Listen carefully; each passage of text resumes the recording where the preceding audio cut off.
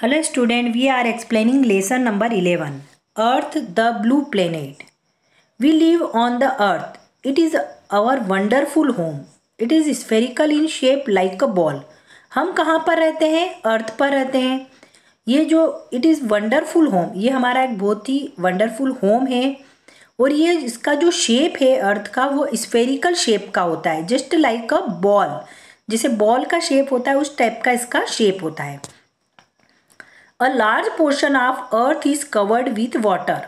अर्थ का जो सबसे बड़ा भाग है वो किससे कवर्ड है? वाटर से कवर है. इसकी चारों ओर वाटर है.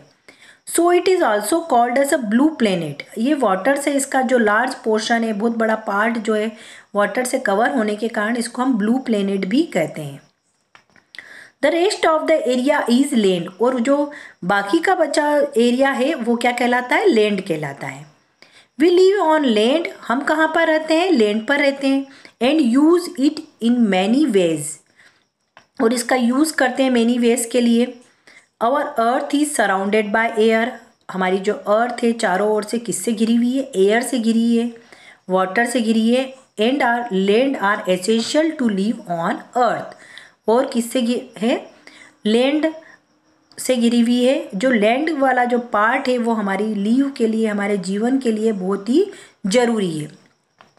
दस the earth is made up of air, water and land. मतलब हम ये बोल सकते हैं कि जो अर्थ है वो किससे बनी हुई है? एयर से बनी हुई है, वाटर से बनी हुई है और लैंड से बनी हुई है. लैंड. अब हम आपको लैंड के बारे में बताएंगे कि लैंड क्या है.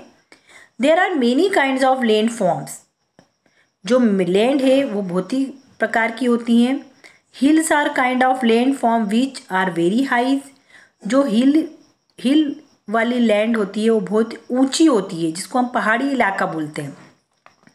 High hills are called mountains. और जो बहुत ज़्यादा हाई हिल्स होती हैं उनको हम क्या बोलते हैं? Mountains. Many mountains are covered with snow. बहुत सारे माउंटेन्स है वो चारों ओर से स्नो से कवर है. स्नो मतलब बर्फ से कवर है. During summer the snow melts and from reverse.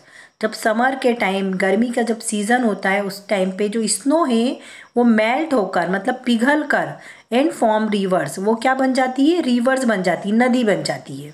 Okay.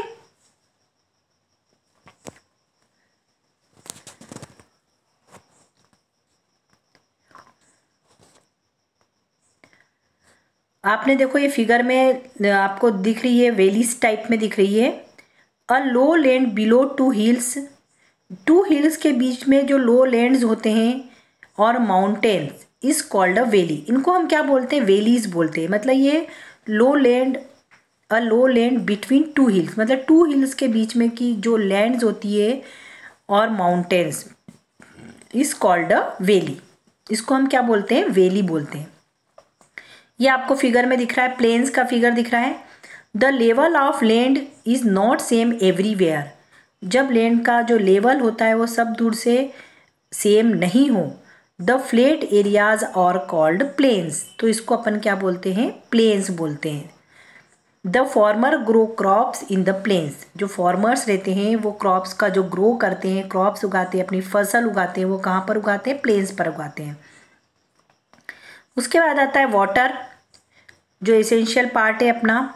It is very essential for all living things. All living things मतलब जीवित, जितनी भी जीवित चीज़ें हैं उनके लिए वाटर बहुत ही ज़रूरी है, बहुत ही एसेंशियल है. अगर हम एक दिन पानी नहीं पिएंगे तो हम जीवित नहीं रह पाएंगे. We need water to drink. Water की नीड हमको कब होती है? ड्रिंक के लिए, पानी पीने के लिए. कुक फूड को पकाने में भी होती है. वॉश यूर क्लॉथ कपड़े धोने के लिए होती है. And keep ourselves clean. हमको खुद को साफ करने के लिए, क्लीन करने के लिए भी वाटर की नीड होती है. Different sources of water are.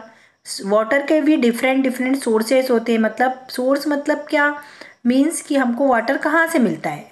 Water के सोर्सेस होते हैं रिवर से मिलता है, लेक से मिलता है एंड पॉन्ड से मिलता है.